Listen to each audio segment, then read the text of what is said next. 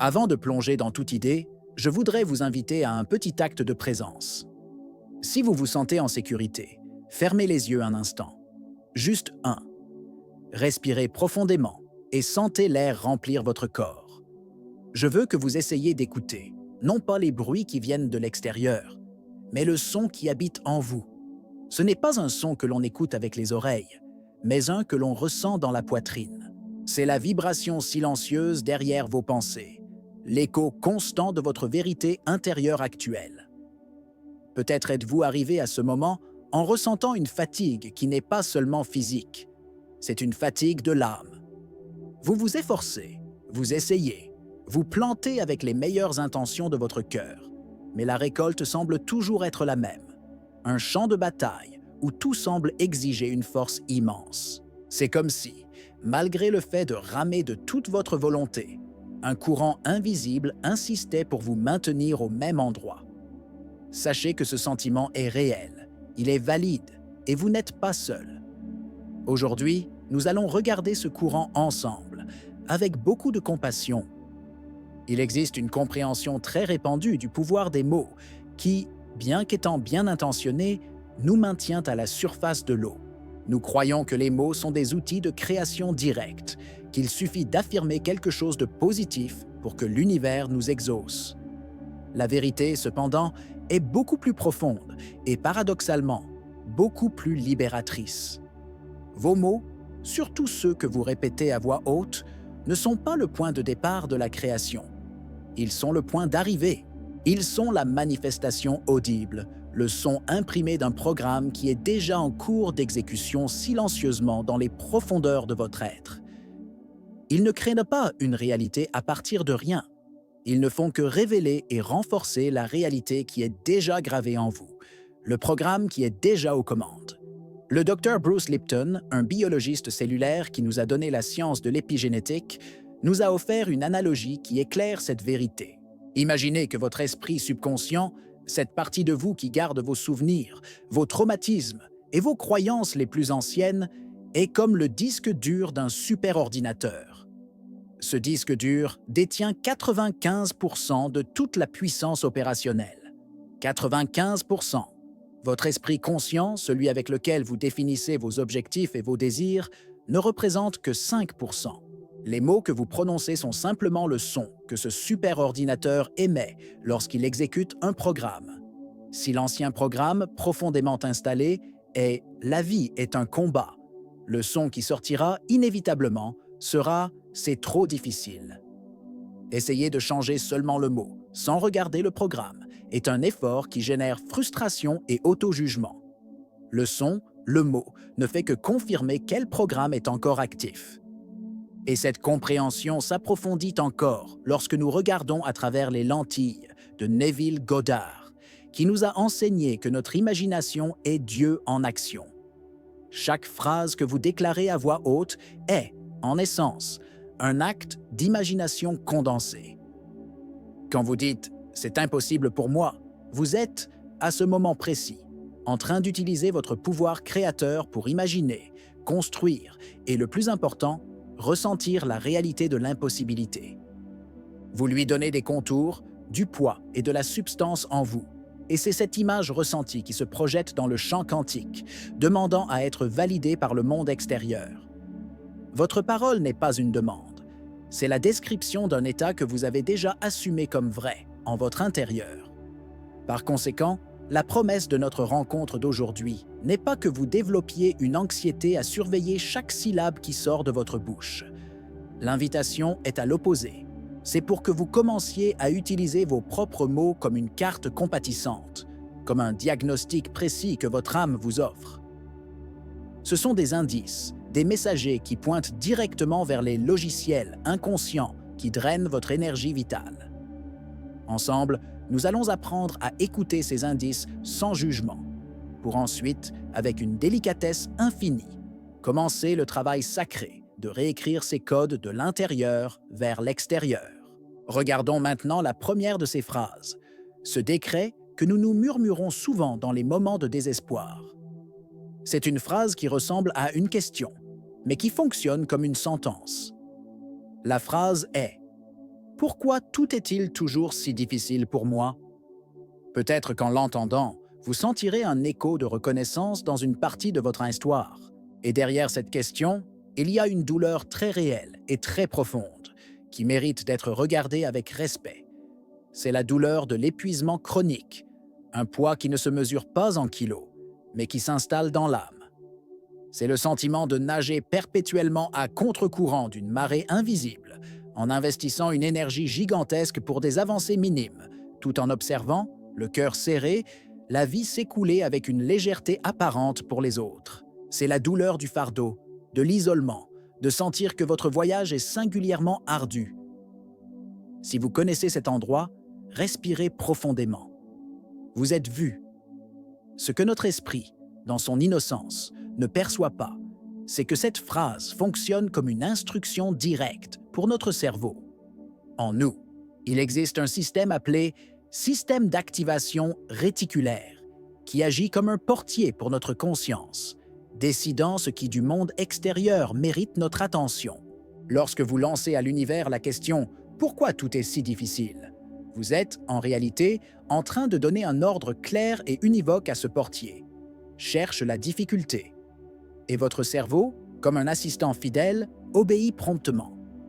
Il se met à filtrer toute votre réalité, toute votre journée, pour vous présenter, sur un plateau, uniquement les preuves que votre croyance est correcte. Il mettra en évidence le trafic, la facture inattendue, le mot grossier, et rendra invisibles toutes les petites grâces, les gentillesses, les portes qui se sont ouvertes, les synchronicités qui pourraient même vous montrer une autre vérité. Et là réside l'une des vérités les plus transformatrices que la neuroscience spirituelle nous offre. La difficulté que vous expérimentez n'est pas seulement quelque chose qui vous arrive, venant de l'extérieur. C'est, en grande partie, quelque chose qui se produit en vous. En décrétant la difficulté, vous instruisez votre propre biologie à créer la chimie du stress et de l'effort. Votre corps est inondé de cortisol et d'adrénaline. Il entre dans un état d'alerte, de lutte. Chaque tâche, aussi simple soit-elle, devient physiologiquement plus épuisante. Vous ne décrivez pas seulement une réalité externe de lutte, vous êtes, à un niveau cellulaire, en train de créer et de soutenir un état interne de lutte. Vibratoirement, cette phrase émet une fréquence de résistance, de friction. C'est comme vouloir syntoniser la station de la paix et de la légèreté, mais gardez votre radio interne bloquée sur la fréquence de la statique, du bruit. Le champ quantique ne juge pas, il ne fait que refléter. Il répond à votre transmission, et la statique que vous émettez vous revient sous forme de plus d'expérience de statique. Souvent, cette croyance en la difficulté est liée à une identité que nous adoptons sans nous en rendre compte, celle du guerrier ou de la guerrière. On nous a appris à valoriser la lutte, à voir le mérite dans l'épuisement et à confondre la capacité à supporter la souffrance avec la force de caractère. Nous portons un honneur secret dans notre capacité à endurer, sans nous rendre compte que cette identité nous maintient enchaînés à la souffrance même que nous croyons combattre. Et comme nous l'enseigne Joe Dispenza, lorsque notre pensée, c'est difficile, s'aligne parfaitement avec notre sentiment de frustration et de fatigue, nous créons une cohérence puissante entre le cerveau et le cœur. Cette cohérence émet un signal électromagnétique fort et clair vers l'univers, une signature de difficulté qui devient notre champ d'attraction magnétique. Alors, comment pouvons-nous commencer à dissoudre ce schéma si enraciné? Le chemin ne commence pas par un bond de géant, mais par un pas de bébé, par un petit changement de notre focus. L'invitation est que, pendant une journée, juste une, vous vous proposiez d'être un chasseur de facilité. Mettez l'intention de trouver 3 petites choses qui ont coulé avec légèreté, sans effort. Un feu vert, la place de parking qui est apparue, le sourire d'un étranger, un email facile à écrire. Et en les trouvant, ne les notez pas seulement mentalement. Marquez une pause. Respirez et ressentez, dans votre corps, une petite vague de gratitude pour cette micro-facilité. C'est à ce moment-là, dans le sentiment, que la magie opère. La raison pour laquelle se dire simplement « la vie est facile » ne fonctionne pas. C'est que nous essayons de coller une pensée positive sur une épaisse couche d'une émotion contraire. La guérison se produit lorsque nous introduisons un nouveau sentiment, même petit, en apprenant à notre cerveau et à notre corps à reconnaître un nouveau schéma. Nous pouvons y penser avec une métaphore. Répéter que tout est difficile, c'est comme fertiliser et arroser le sol de votre esprit avec un engrais spécifique pour les mauvaises herbes. Même si vous y plantez la plus belle graine d'une fleur, qui est votre désir, l'environnement que vous cultivez avec tant d'ardeur favorise la croissance des obstacles, des mauvaises herbes. Le grand changement de conscience se produit lorsque nous comprenons que notre vie peut être comme une rivière. La croyance en la difficulté nous pousse à ramer furieusement à contre-courant, toujours fatigués, toujours au même endroit. La vraie sagesse n'est pas de ramer plus fort, mais d'avoir le courage de tourner le bateau, de lâcher les rames de la résistance et de permettre au courant de la vie, au flux de l'univers, de nous guider doucement vers l'océan de nos possibilités. Regardons maintenant, avec la même délicatesse, la deuxième phrase. Celle-ci porte une énergie différente, une mélancolie qui serre parfois le cœur. C'est le décret de la résignation. La phrase est « Je n'obtiens jamais ce que je veux » ou sa sœur quasi jumelle, prononcée dans un murmure encore plus douloureux. « Ce n'est pas pour moi ». Il y a une profonde tristesse cachée dans ces mots. C'est le sentiment de ne pas appartenir, de ne pas être digne. C'est la blessure de se sentir invisible pour la vie, comme un enfant qui regarde par la fenêtre la fête chez le voisin, convaincu que l'invitation pour lui s'est perdue en chemin. C'est la douleur de voir l'abondance, la joie et l'amour comme des cadeaux distribués à tous, sauf à vous. Et cette douleur, avec le temps, nous apprend à baisser la tête et à accepter une réalité bien inférieure à celle que notre âme sait être possible. Ce qui se passe dans notre biologie lorsque nous nourrissons ce sentiment est quelque chose que la science commence tout juste à comprendre. Le Dr Bruce Lipton explique que nos croyances se transforment en signaux chimiques qui voyagent dans le corps et instruisent nos cellules. La croyance de non-mérite ou que quelque chose n'est pas pour vous fonctionne comme l'une de ces instructions. C'est comme si un messager arrivait à chacune de vos cellules et disait « Fermez les récepteurs à l'abondance, fermez les portes à l'amour, bloquez l'entrée de l'opportunité. » Vos cellules, dans leur sagesse biologique, obéissent. Elles deviennent littéralement moins réceptives à l'énergie de ce que vous, dans votre subconscient, croyez ne pas vous appartenir. C'est un acte de fermeture qui se produit à un niveau microscopique, mais qui génère un impact gigantesque dans votre vie. Et cela nous mène à une révélation qui peut être, à la fois, difficile à entendre et immensément libératrice. L'univers, la vie, Dieu, ne vous nie rien. La source de vie est un flux constant et généreux de bien-être. La vérité est que c'est nous qui, à partir de ce programme interne d'indignité, refusons inconsciemment de recevoir. La phrase « ce n'est pas pour moi » est un décret de fermeture, un ordre que vous donnez à votre propre système pour qu'il devienne imperméable aux bénédictions. C'est pourquoi, souvent, lorsque quelque chose de bon arrive enfin, nous nous sentons mal à l'aise, anxieux. Nous nous sabotons subtilement, nous trouvons des défauts dans des scénarios parfaits, nous nous éloignons des personnes qui nous veulent du bien, afin que la réalité externe s'ajuste à notre croyance interne que ce n'était pas censé l'être. Nous, sans nous en rendre compte, luttons pour prouver que notre douleur a raison. D'où vient cette croyance si douloureuse? Si nous regardons notre passé avec courage et surtout avec autocompassion, nous en trouvons souvent les racines dans l'enfance. Dans des moments où l'amour et la reconnaissance que nous recevions étaient conditionnels, liés à notre comportement, à nos notes, à notre silence. Si tu es un bon garçon, les gentilles filles ne se fâchent pas. Nous avons appris une leçon terrible, que notre valeur n'était pas inhérente, n'était pas un droit de naissance, mais quelque chose à conquérir, à mériter par l'effort, la performance ou la suppression de qui nous étions vraiment. Cette croyance devient un vœu silencieux d'indignité que nous portons toute notre vie. C'est pourquoi répéter mécaniquement l'affirmation « je suis digne » fonctionne rarement. Le subconscient, qui garde la charge émotionnelle de cet enfant qui ne s'est pas senti aimé inconditionnellement, la rejette comme un mensonge. C'est comme un système de sécurité interne qui supprime un fichier qu'il ne reconnaît pas. Le chemin pour réécrire ce vœu silencieux ne passe pas par la force, mais par la tendresse. Il commence par l'acte d'enseigner à notre corps, à nos cellules, ce que l'on ressent de recevoir. Et cela peut être fait en 3 mouvements doux. Le premier est reconnaître. Tout au long de votre journée, entraînez vos yeux à trouver une petite chose positive, aussi humble soit-elle.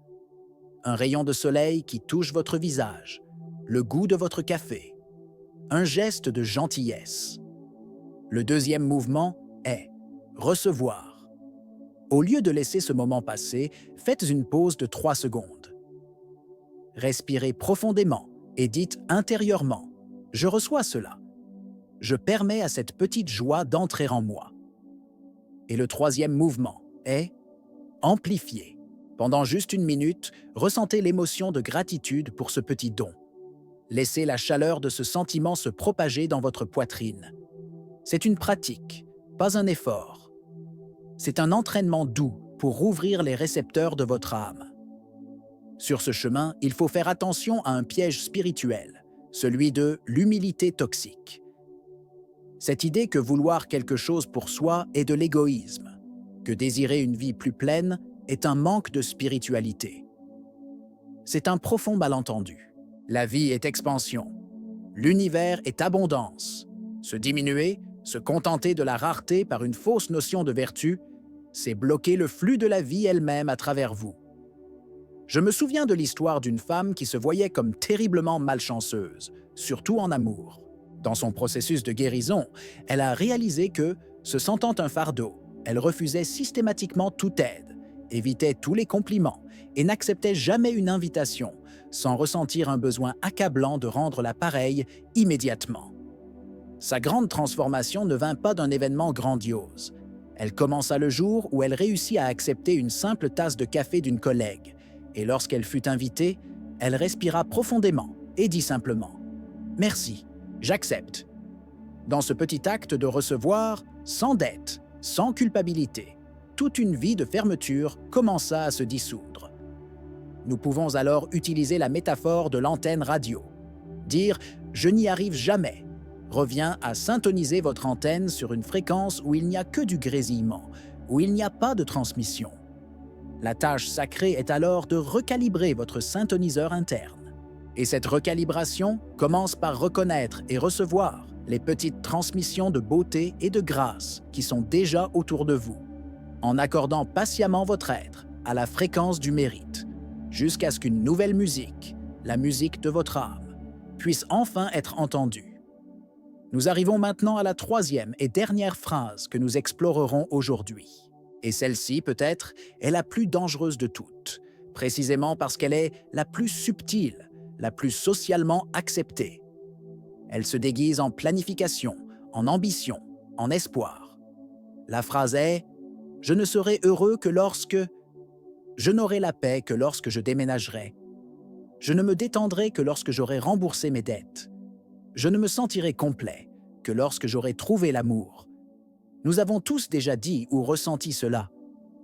Et la douleur cachée derrière ce décret est l'anxiété de vivre dans une éternelle salle d'attente. C'est l'angoisse de transformer le maintenant, le seul moment où la vie existe réellement, en un simple tremplin, en un pont jetable vers un futur qui n'arrive jamais. Quand nous vivons sous cette loi, notre présent perd sa couleur, perd sa saveur, devient juste un obstacle à surmonter sur le chemin de la vraie vie. Ce qui se passe dans notre neurochimie lorsque nous adoptons cette posture est la création d'un cycle addictif. La science nous montre que la recherche, l'anticipation d'une récompense future, libère de la dopamine dans notre cerveau, nous donnant une sensation de motivation, d'excitation.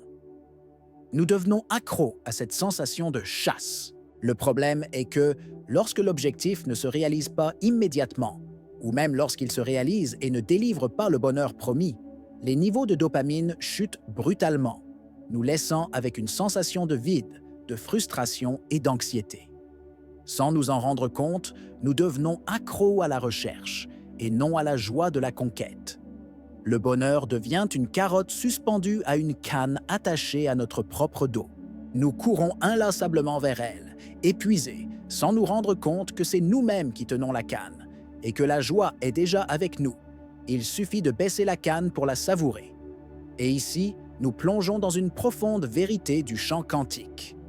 En décrétant que votre bonheur, votre paix, votre plénitude sont dans le futur, vous émettez la vibration de manque la plus puissante possible dans le présent.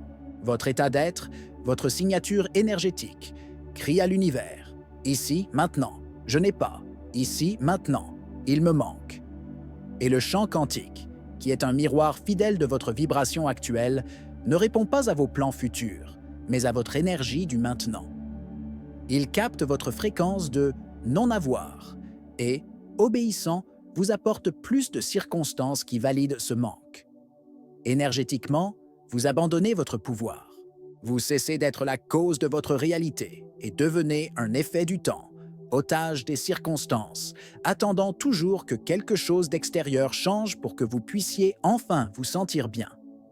La joie, qui devrait être le carburant du voyage, devient la destination inaccessible. Cette tentative de contrôler le quand et le comment, la vie doit nous apporter nos désirs, est l'une des plus grandes erreurs que nous commettons. Elle naît de la méfiance envers le flux de la vie et génère une énergie de contraction, de tension, d'anxiété. Et cette énergie de contraction, par sa propre nature, repousse et bloque exactement ce que nous voulons tant attirer. C'est pourquoi, souvent, les choses que nous désirons le plus semblent nous échapper. Mais il existe un moyen d'inverser ce flux, une sagesse que la neuroscience et les anciennes traditions spirituelles nous indiquent. Il ne s'agit pas d'attendre l'événement externe pour ressentir l'émotion. Il s'agit d'avoir le courage de générer l'émotion en premier. Comme le Dr Joe Dispenza nous l'enseigne, il faut répéter le futur, et cela se fait en ressentant, dans l'instant présent, l'émotion que vous croyez que l'événement futur vous apportera. Et l'invitation pour vous est celle-ci. Dans un moment de quiétude, fermez les yeux. Oubliez un instant le comment et le quand. Laissez ces questions de côté et posez-vous une question plus profonde. Quelle est la sensation que je recherche avec cet objectif? Non pas l'objet, non pas l'événement, mais le sentiment. Est-ce la paix? Est-ce la liberté? Est-ce la sécurité? Est-ce la joie? Identifiez cette émotion centrale et puis respirez profondément et invitez cette sensation à habiter votre corps, ici et maintenant, même si ce n'est que pour 1 minute. Sentez la paix dans vos épaules, sentez la liberté dans votre respiration, sentez la sécurité dans votre cœur. Ce faisant, vous commencez à changer votre biologie. Vous enseignez à votre corps la chimie de cet avenir et il commence à croire que c'est déjà réel. C'est ce changement dans votre état d'être qui devient le champ magnétique qui attire l'expérience dans votre vie. La nature nous offre la plus belle leçon sur la patience vibratoire. Une graine ne vit pas angoissée, se demandant quand elle deviendra un arbre. Elle ne stresse pas avec le processus. Elle fait simplement confiance à sa programmation interne et se consacre à absorber les nutriments du présent, le soleil, l'eau, la terre. Elle sait qu'en se nourrissant dans le maintenant, son expression future est une certitude. Nous pouvons apprendre à utiliser ce même langage de la présence. Nous pouvons, consciemment, échanger la phrase « Je serai heureux quand j'aurai X » par une nouvelle vérité interne, une nouvelle prière « Je suis reconnaissant » maintenant, parce que l'énergie de X est déjà en train de se former dans ma vie et pour ma vie. Et je choisis de ressentir la paix et la joie de cela en ce moment même. Pouvez-vous ressentir le profond changement de pouvoir qui existe dans ce simple échange de mots? Vous cessez d'être un quémandeur du futur et devenez un créateur dans le présent. Après avoir examiné ces 3 ombres, ces 3 décrets qui nous retiennent prisonniers, la question naturelle qui surgit dans le cœur est « alors, que faire ?» La réponse n'est pas de lutter contre ces pensées, car toute lutte génère plus de résistance. La réponse est d'apprendre l'art de l'antidote Et l'antidote le plus puissant est une combinaison de silence conscient et de la parole choisie avec intention. Le premier défi est le bruit incessant de l'esprit, qui est programmé pour narrer, juger et combler chaque interstice de vide. La première étape est donc simplement d'observer ce flux, sans s'y noyer, comme on observe les nuages traversant le ciel, sachant que vous n'êtes pas le nuage, mais le ciel lui-même, vaste et immuable. Il faut comprendre que le silence, lorsque nous nous permettons de nous y plonger, n'est pas vide. C'est le champ de potentiel pur. C'est l'espace sacré où la vieille programmation de douleur, qui a besoin du bruit pour survivre, commence à se dissoudre. Et dans ce sol fertile du silence, une nouvelle graine peut être plantée. Le chemin pour devenir le gardien de votre propre fréquence peut être parcouru en 3 mouvements internes. Le premier est la pause consciente. Au moment exact où vous percevez l'une de ces phrases négatives surgir, avant qu'elle ne prenne de la force, faites simplement une pause. Respirez. Ne la jugez pas, ne la repoussez pas. Observez-la simplement, en créant un espace entre elle et vous. Le deuxième mouvement est la question de pouvoir. Dans cet espace que vous avez créé, au lieu de vous enfoncer dans l'ancien schéma, posez-vous une question compatissante. Quelle est la vérité que je choisis de nourrir dans mon cœur en ce moment? Et le troisième mouvement est le décret subtil. Formulez une nouvelle affirmation qui ne décrit pas l'objet que vous voulez, mais le sentiment que vous recherchez. Au lieu de « je veux de l'argent », essayez de ressentir et de murmurer « j'active dans mes cellules la sensation de sécurité et de liberté maintenant ». Vous saurez que votre fréquence se réaligne par des signes très subtils. Vous ressentirez un besoin de moins en moins grand de vous plaindre, de vous justifier, de raconter et de raconter vos histoires de douleur. La paix intérieure deviendra plus attrayante et plus magnétique que le drame extérieur. La métaphore qui peut nous guider est celle du sculpteur. Les mots négatifs et inconscients sont comme les coups de marteau aléatoires et bruts d'un apprenti qui ébrèche et endommage le bloc de marbre. Le silence conscient est le moment où le maître sculpteur s'arrête, recule, observe la pierre et visualise le chef-d'œuvre qui existe déjà à l'intérieur. Et la parole consciente, le décret subtil, est le toucher précis et délibéré du ciseau, qui ne crée rien de nouveau, mais qui ne fait que retirer avec amour l'excès de pierre pour révéler la beauté qui a toujours été là, attendant d'être découverte. Pour que cette nouvelle parole ait du pouvoir, nous devons comprendre le langage que notre subconscient comprend. Il y a une dissonance qui sabote presque toutes nos tentatives. Le subconscient n'opère pas avec la logique des mots « non » ou « je veux ». Il opère avec la logique viscérale des images et des sentiments. Lorsque vous dites « je ne veux plus ressentir la peur », l'image et l'émotion que votre système traite sont celles de la peur. Vous l'évoquez en fait. Comme nous l'enseigne Gregg Braden, la vraie communication avec le champ de la vie, la prière à laquelle on répond toujours, n'est pas un appel à l'aide venant du manque. C'est une expression de gratitude pour ce qui est déjà, ressenti comme si c'était déjà réel. Le langage de l'univers est, et sera toujours, le sentiment. Pour nous aider à traverser le pont entre là où nous sommes et là où nous souhaitons être, nous pouvons utiliser ce qu'on appelle la phrase pont.